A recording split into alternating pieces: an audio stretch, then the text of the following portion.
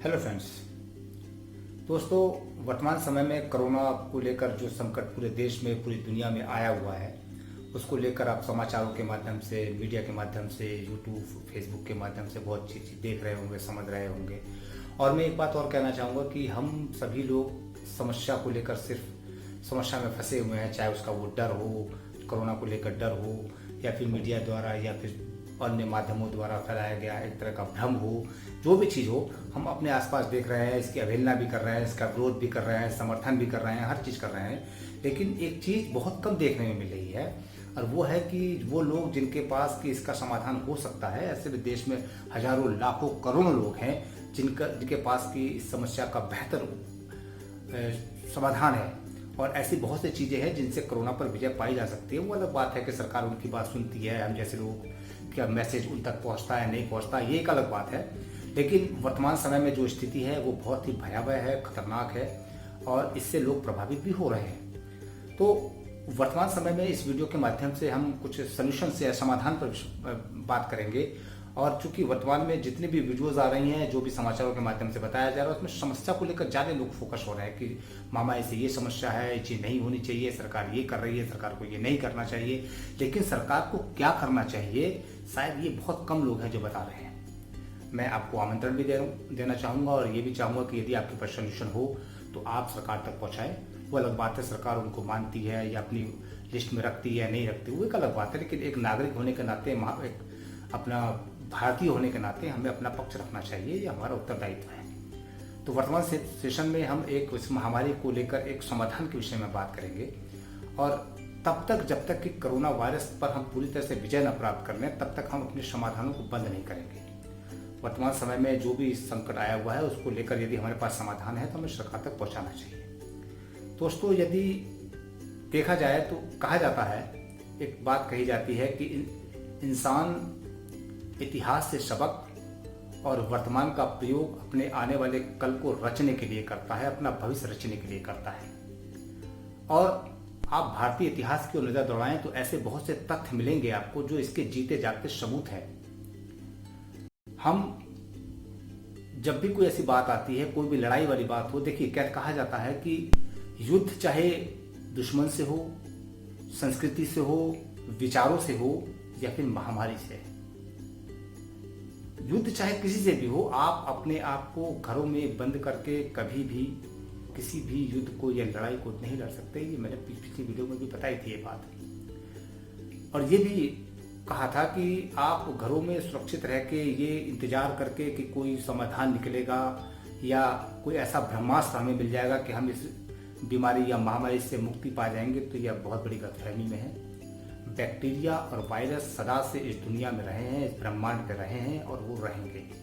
हमें तो उनके साथ रहने, कैसे रहा जाए, ये चीज़ सीखनी होगी, और उनको कैसे हराया जाए, इस पर मेहनत करनी होगी। तो वर्तमान समय में हम एक समाधान के बारे में बात करेंगे, लेकिन उससे पहले मैं एक बात मैं आपसे कहना चाहूँगा। जैसे कि भी मैंने कहा कि हम इतिहास से सबक लेते हैं। दोस्तों, भारतीय संस्कृति बहुत विचित्र संस्कृति है, क्योंकि यहाँ पर बहुत सारी संस्कृतियों का एक निचोड़ है, एक पैकेज है। क्योंकि हमारे देश में बहुत सी संस्कृतियों ने राज भी किया, आए भी गए भी, तो हमारे पास एक तरह का एक पूरा पैकेज है संस्कृति का। कोई एक विशेष, कोई अलग से कोई संस्कृति हमारी नहीं है, जैसे कि और देशों की अपनी एक संस्कृति है। बहुत सारी संस्कृतियों से हमने बहुत सी चीज़ें सीखी। तो वर्तमान समय में मैं एक संस्कृति के बारे में आपको बताना चाहूँगा कि दोस्तों, आप इतिहास खंगाल के देखें तो आप चौंक जाएंगे कि मैं माफ़ी चाहूँगा कि मैं जिस इतिहास की बात कर रहा हूँ उसका सुनने में आपको अजीब लगे, या हो सकता है आप मुझसे इत्तेफाक ना रखते हो, लेकिन ये आपका पर्सनल विचार है, मैं कुछ नहीं कहना चाहूँगा। मैं जहाँ तक समझता हूँ वो बात ये है कि आप इतिहास खंगाल के देखें, फिर वो चाहे महाराणा प्रताप हों, जिन्होंने उस दौरान अकबर को मौका दिया पहले आक्रमण करने का, फिर चाहे वो रानी लक्ष्मीबाई हों, जिन्होंने अंग्रेजों को मौका दिया कि वो हम पर पहले आक्रमण करें, फिर वो चाहे आपके पृथ्वीराज चौहान जी हों, जिन्होंने 21 बार हराने के बाद भी मोहम्मद गोरी को मौका बार बार दिया कि वो पहले उधर से आक्रमण करे, जिसका दंश उसे झेलना पड़ा। हमने हजारों आक्रमणों का दंश झेला, और यही सोचकर बैठे रहे कि पहला आक्रमण उधर से होना चाहिए। वर्तमान समय में भी हम ऐसा ही कर रहे हैं। कोरोना नामक एक युद्ध में हम घरों में अपने आप को बंद कर लिया हम लोगों ने। जबकि हमें क्या करना चाहिए, हमें तैयारी करनी चाहिए और इसका सामना करना चाहिए, इससे लड़ना चाहिए। ये रही इतिहास की बात।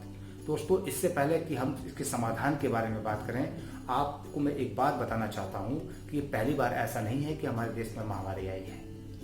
इससे पहले भी हजारों तरह की बीमारियाँ आ चुकी हैं। और जो लोग यूट्यूब के माध्यम से बहुत सी चीज़ें देख रहे हैं, आप एक चीज़ खंगाल के देखिए तो आपको जानकर आश्चर्य होगा कि ट्यूबरक्लोसिस, यानी इसको तपेदिक बोलते हैं, ट्यूबरक्लोसिस जो है, टीबी, इसके बारे में यदि आप जानेंगे तो चौंक जाएंगे। हर साल लगभग 5 लाख लोग इसकी चपेट में आते हैं। इसके बाद आपका मलेरिया है, जिसमें लगभग 2000 से ज़्यादा लोग मरते हैं। तीसरा आपका ये आप बीमारी उठा के देखिए, ये H1N1 है, बहुत सारे लोग मरते हैं इस बीमारी में। पहली बार नहीं है, लेकिन आज तक किसी भी बीमारी को महामारी घोषित नहीं किया गया। दोस्तों, एक बहुत समाधान बताने से पहले मैं एक बहुत अजीब सी बात आपसे कर रहा हूँ, लेकिन मैं उम्मीद करता हूँ कि ये बात आप तक पहुँचेगी। और वो बात ये है कि एक बात कही जाती है कि आज वर्तमान समय में जो संकट आया हुआ है, इसके पीछे सबसे मूल कारण आप जानना चाहते हैं तो आपको पीछे जाना पड़ेगा। फरवरी या मार्च के माह में जाना पड़ेगा, जहाँ से ये जिस समय से देश में हमारे बीमारी को महामारी का नाम दिया गया। आप जैसे ही अपने दिमाग में, कहते हैं ना कि जिंदगी जो है वो शब्दों का खेल है, हमारी लड़ाइयाँ शब्दों के खेल में फंसी हुई हैं। हम किस तरीके से चीज़ों को लेते हैं। जब शुरू में ये बात कह दी गई कि कोरोना एक महामारी है, तो हमारे दिमाग में उसको एक्सेप्ट कर लिया। फिर हम उससे लड़ने, एक कहानी मैंने सुनी, मैं आपको बताना चाहूँगा थोड़ा सा। एक कहानी बाइबल में आपने सुनी होगी या फिर किसी माध्यम से सुनी होगी कि डेविड और गोलियत की कहानी है, जिसमें कि एक गांव वाले फिलिस्तीन का एक बहुत 7 से 8 फीट का एक योद्धा है, जो दूसरे देश को, डेविड का जो गांव है, जो देश है, वहां पर वो आक्रमण करता है और ये कहता है कि जिसने भी मुझे हरा दिया, 7 फुट से ज़्यादा उसकी लंबाई है, बहुत वीर योद्धा, हट्टा करता है। और उसने गांव वालों को आके या उस राज्य वाले को आके ये कहा कि यदि तुमने मुझे हरा दिया, तुम्हारे किसी भी योद्धा ने मुझे हरा दिया, तो मैं चुपचाप यहाँ से चला जाऊंगा, वरना तुम्हें अपनी पराजय स्वीकार करनी होगी। जब ये बात डेविड को पता चली तो डेविड ने कहा कि आप सभी गांव वाले मिलकर उससे युद्ध क्यों नहीं करते, उससे लड़ते क्यों नहीं। गांव वालों ने कहा कि उसे हराया नहीं जा सकता, 7.5 फीट का वो योद्धा है, बलिष्ठ है, बलवान है, वो लोगों को गले से पकड़ के ऊपर खड़ा कर देता है, बहुत शक्तिशाली है, बहुत ताकतवर है, आप उसे मार नहीं सकते। तब डेविड ने कहा था कि आप इस तरीके से सोच के देखिए कि यदि आप मारेंगे तो चूकेंगे नहीं। वो इतना बड़ा है कि आंख बंद करके भी यदि आप उसे पत्थर मारें तो उसे पत्थर लगेगा, वो इतना बड़ा है। आप इस तरीके से क्यों नहीं सोचते। खैर, इस युद्ध में गोलियत ने पत्थर के वार से ही, डेविड ने पत्थर के वार से ही गोलियत की हत्या कर दी, उसे मार दिया और विजयी हुआ।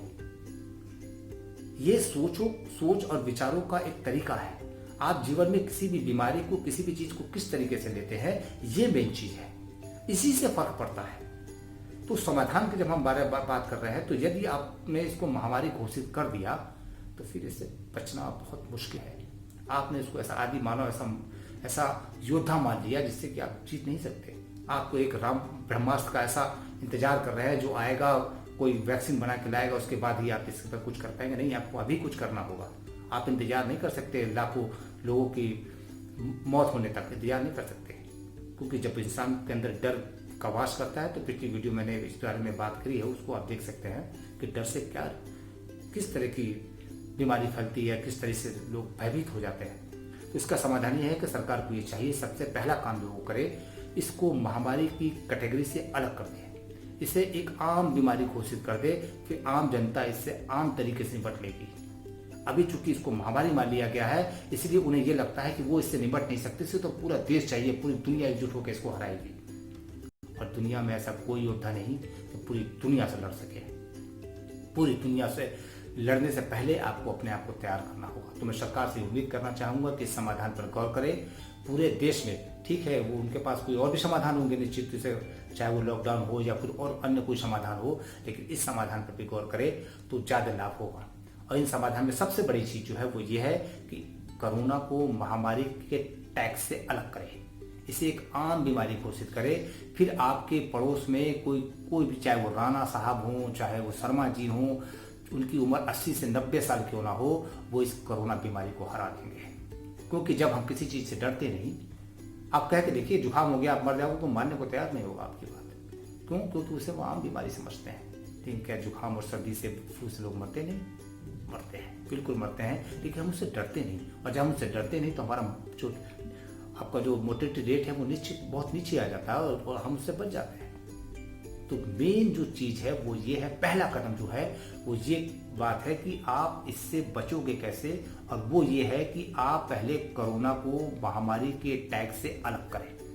जैसे ही आप महामारी के टैग से इसे अलग करेंगे ये आम हो जाएगी और फिर इससे बच्चे भी हरा सकेंगे। ये पहला समाधान रहा दोस्तों। यदि ये वीडियो आपको अच्छा लगा हो तो आप बेहतर जानते हैं कि आपको क्या और कैसे करना है। और दूसरी बात, अगली नेक्स्ट वीक में जब हम अगली वीडियो बनाएंगे तो इसके एक और समाधान के बारे में बात करेंगे जो इससे भी बेहतर होगा। तो यदि वीडियो आपको अच्छी लगी हो तो इसे लाइक करें, शेयर करें और कमेंट करें। Thank you very much.